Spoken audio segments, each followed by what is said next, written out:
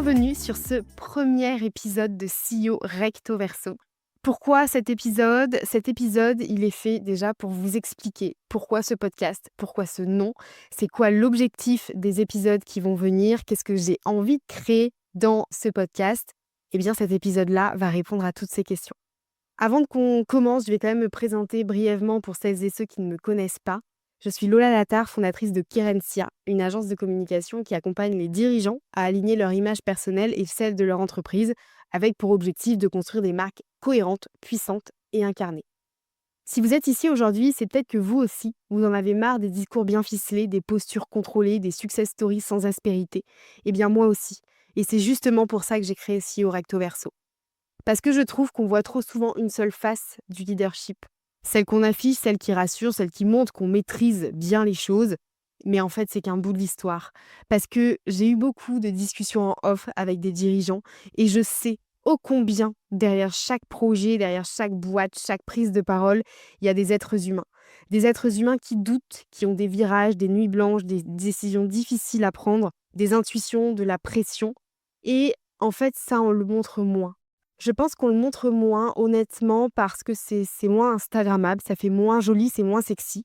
Et pourtant, c'est derrière ces difficultés-là qu'il y a le plus à comprendre et à apprendre. Et c'est ça que j'ai envie de montrer au travers de CEO Recto Verso, de mettre en avant des récits qui sont vrais, qui sont justes et qui sont pas lissés. Toutes ces aspérités, eh bien, on en parle peu. Ou alors on en parle à demi-mot parce que c'est pas ce qu'on attend, c'est pas ce que la société nous a appris à montrer.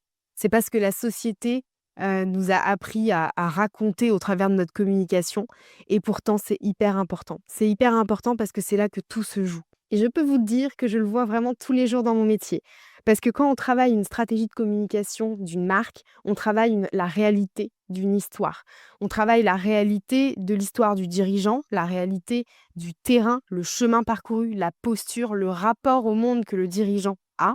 Et c'est vraiment en allant creuser dans ces zones-là qu'on trouve ce qui rend unique, ce qui rend inimitable une marque. Et CEO Recto Verso, c'est vraiment un espace pour ça, pour explorer les deux faces du leadership. Le recto, donc l'image publique, l'expertise, les résultats affichés par la personne, et le verso, ce qu'on traverse vraiment, ce qu'on cache parfois, et ce qui forge vraiment une vision. Donc si vous êtes ici, c'est peut-être que vous avez aussi besoin de ça, d'entendre autre chose, de ralentir, de creuser sous la surface et de vous sentir aussi moins seul face à ce que vous traversez. Parce que on traverse tous des moments difficiles quand on est dirigeant, quand on est à la tête d'un projet, quand on est entrepreneur.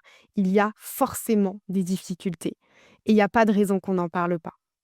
Alors voilà, à partir de début octobre, la première semaine d'octobre très exactement, il y aura un nouvel épisode toutes les 2 semaines avec une personne que j'admire, que j'écoute ou que j'ai envie de découvrir autrement.